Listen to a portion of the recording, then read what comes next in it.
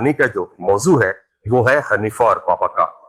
उन्होंने 4 हज किए हुए और 5 वक्त के नमाजी थे। सेकेंडली, उनकी वालदा जो थी वो बड़ी रिलीजियस थी।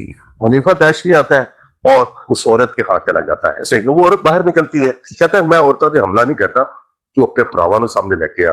तो जब उसका भाई उसके सामने आता है तो हनीफा फौरन से पहले अपने जब में से पिस्तौल निकालता है और जराम साहब से फाइट करता है। ये पहला कत्ल है का जो हनीफा ने अपनी बहन के शिकायत तक किया था। जब ये मामला जो है वो काफी कशीदगी इख्तियार कर जाते हैं तो उस दौरान हनीफा तैश में आकर अपने डब से पिस्तौल निकालता है और जनाब जहीर उर्फ हांडा को मार देता है और वो जनाब बच्चे को प्यार का तौर है। और हनीफा जो है वो अपनी गन निकालता है, गन निकालते अटैक करने लगता है। तो पापा वो सीन सारा देख लेता है और जब पापा वो सारा सीन देखता है, देखने के बाद वो हनीफा को कहता है कि यार नहीं रुक जा। मैंने क्यों क्यों है? कहते यार बिल्ले दे तू एक मासूम छोटा या बच्चा है, लिहाजा जन वो माफ कर। हनीफा ने कहा कि यार नवीद सही वो बोल की चाहिए और मैं इसे जगह नहीं यार ਹੁਣ नहीं कहानी मुक गई ਹੁਣ नहीं कहता ना कर। हनीफे को लाहौर लेके आया। ਉਹਨਾਂ ਦਾ ਸਾਨੂੰ ਤਾਂ ਕੋਈ ਤਕਲੀਫ ਨਹੀਂ ਸੀ। ਵਾਲਿਆਂ ਨੂੰ ਹੋਏਗੀ ਤੇ ਹੋਏਗੀ, ਸਾਨੂੰ ਤਾਂ ਕੋਈ ਤਕਲੀਫ ਸਾਨੂੰ ਉਹਨਾਂ ਨੇ ਕਦੀ ਅਗਰ ਹੋਏ ਤੱਕ ਨਹੀਂ ਗਿਆ। ਉਹਨਾਂ ਨੇ ਕਦੀ ਬਦਤਮੀਜ਼ੀ ਨਹੀਂ ਕੀਤੀ। अंदर वेड़ा है करके चल रहा। अच्छा, बच्चे लाल अंदरूनी अपने इलाके के अंदर किसी माँ बाप से वो डरते थे, हमारी वालदैन से। उन्होंने कहा ना यहाँ पर क्यों खड़े हो, किसी वहीं पर से झुका के चले जाते। अच्छा जी जी अस्सलाम वालेकुम जी। जी नाज़रीन, मैं आपको यहाँ ये बताता चलूँगा कि आज हम उस मुकाम पर मौजूद हैं जहाँ पर 2 भाई ऐसे हुए हैं जिन्होंने लाहौर शहर में नहीं बल्कि गुजरांवाला, फैसलाबाद, सियालकोट और बाकी बल्कि पूरे पंजाब में उनके खौफ के, उनके नाम के खौफ से दुनिया लरजती थी, खौफ खाती थी। सबसे पहले मैं अपने नाज़रीन को ये बताता चलूँ कि मेरा क्राइम सीरीज बनाने का मकसद और सिर्फ इतना है कि नौजवान नस्ल इससे सबक सीखे।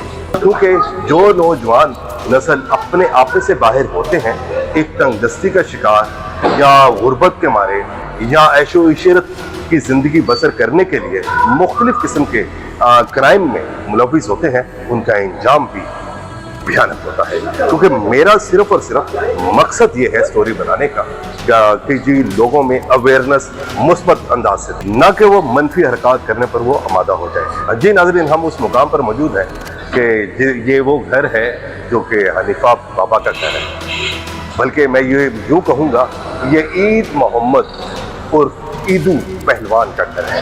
ये मेरे अकब पर कैमरा में दिखा सकेगा। ये वो घर है जहाँ पर 5 भाई 3 बहनें रहती थी और इनका जो बैकग्राउंड था ये बुरे वाले के इलाके से, बिहारी के इलाके से थे।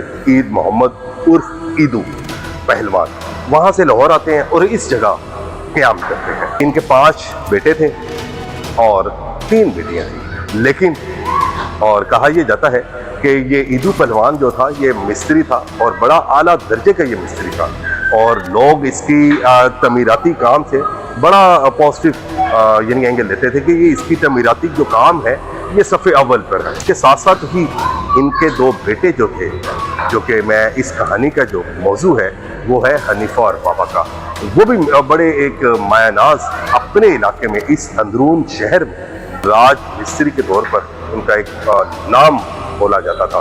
लेकिन हालात यकसा नहीं रहते और इलाके के लोगों का कहना यह है कि जी हनीफा ने उनको हाजी हनीफा कहा जाता था। हाजी हनीफा क्यों कहते थे?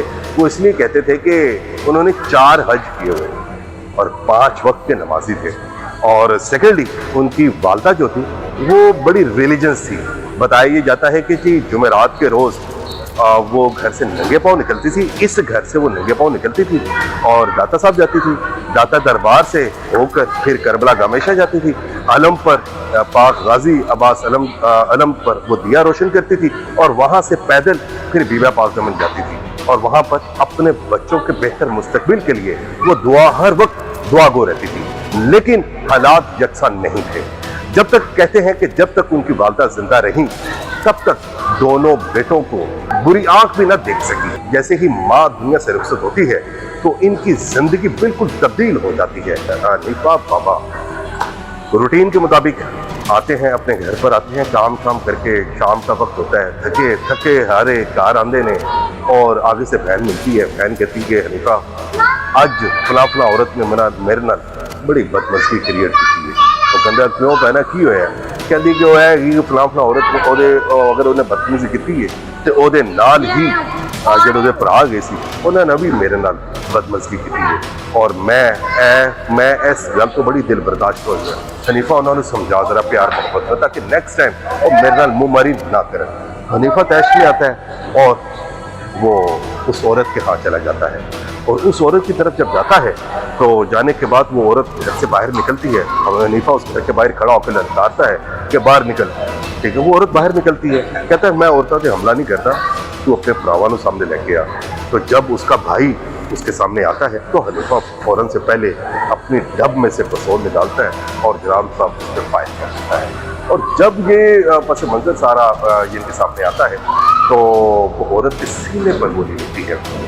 उसको हनीफा वहाँ से फिर फौरन फरार हो जाता है, मौके से निकल जाता है, लेकिन औरत हॉस्पिटल पहुंचने से पहले ही दम तोड़ देती है। ये पहला कत्ल है हनीफे का जो हनीफे ने अपनी बहन के यानी कि शिकायत किया था। जब हनीफा बाबा ने जब पहला जो कत्ल किया था अपनी बहन के कहने पर, वो हुआ ये था कि जी इसमें 7 माह की कैद थाना रावी रोड पर इसके खिलाफ जो था मुकदमा भी दर्ज होता है और 7 माह इसने कैद भी कर और 7 महीने वो जेल में रहता है। और उस दौरान वो एक मन्नत ये मांगता है कि मेरी आने वाले मुहर्रम मेरी जो है ज़मानत हो जाए और उस ज़मानत पर अगर मेरी ज़मानत हो जाती है 10 मुहर्रम से पहले तो मैं रंगमल चौक से जाकर जंजीर ज़मीन करूँगा। और ऐसा ही होता है कि वो एक महीना पहले ही उसकी ज़मानत हो जाती है हनीफे की।